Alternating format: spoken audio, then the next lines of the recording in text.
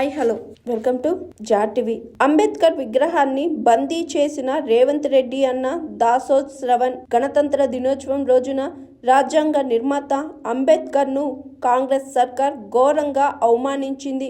సచివాలయం వద్ద ఉన్న 125 అడుగుల బాబాసాహెబ్ విగ్రహాన్ని కాంగ్రెస్ పాలకులు పట్టించుకోలేదు. అంబేద్కర్ విగ్రహం పరిసరాలను కూడా శుభ్రం చేయకుండా నిర్లక్ష్యం వహించారని దాసోజు శ్రవణ్ అన్నారు.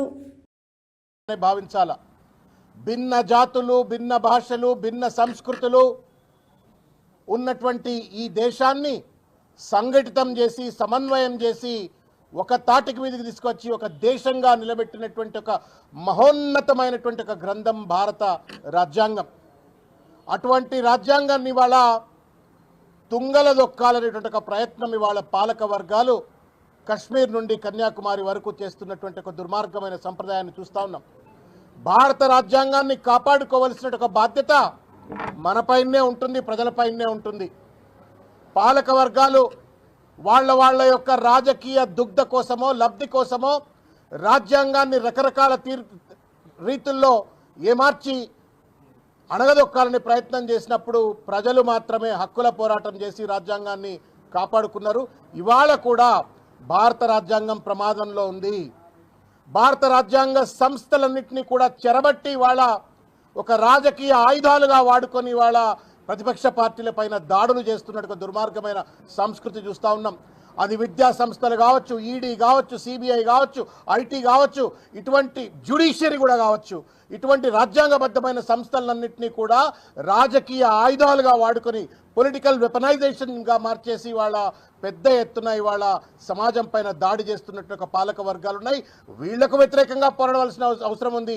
ఇవాళ రాజ్యాంగాన్ని కూని చేస్తున్నటువంటి ఒక ప్రక్రియను కూడా అడ్డుకట్టవలసిన అవసరం ఉంది. అదేవిధంగా ఇవాళ తెలంగాణ రాష్ట్రంలో కూడా ప్రజాపాలన పేరు మీద అధికారం వచ్చి భారత రాజ్యాంగాన్ని పట్టుకొని చేతిలో తిరిగేటువంటి ఒక రాహుల్ గాంధీ నేతృత్వం వహిస్తున్నటువంటి ఒక కాంగ్రెస్ పార్టీ దురదృష్టవశాత్తు ఇవాళ తెలంగాణలో భారత రాజ్యాంగాన్ని కూని చేస్తున్న ఒక పరిస్థితి.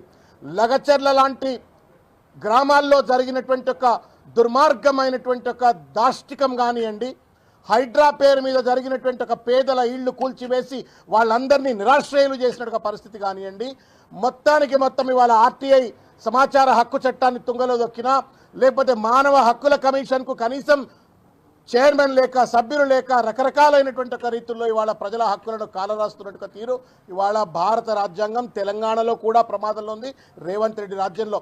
కాబట్టి సబ్బండ వర్గాలమైనటువంటి ఒక మనము ఈ తెలంగాణ రాష్ట్రంలో ఉన్నటువంటి ఒక ప్రజలందరూ కూడా ఈరోజు కంకణబద్దులై భారత రాజ్యాంగాన్ని కాపాడుకోవాలా.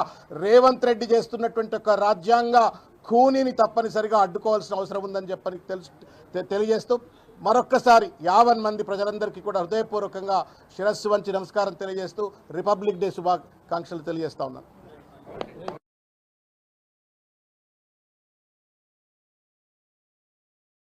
Hi, this is Swathi. Like చేయండి, షేర్ చేయండి, కమెంట్ చేయండి అండ్ సబ్స్క్రైబ్ చేయండి GR TV. Hi, this is Monica. Please like, share and subscribe GR TV.